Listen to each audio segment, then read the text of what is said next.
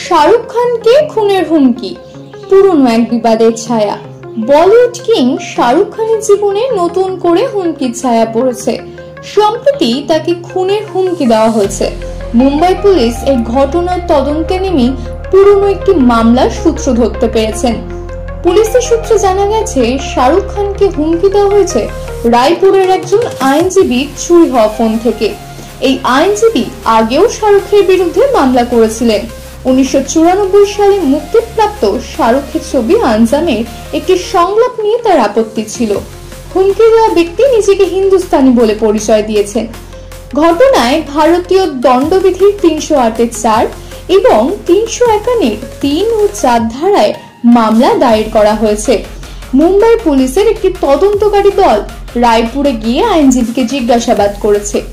এই ঘটনা স্মরণ করিয়ে দেয় গত মার্চে ঘটা সালমান খানকে হুমকি দেওয়ার ঘটনাকে।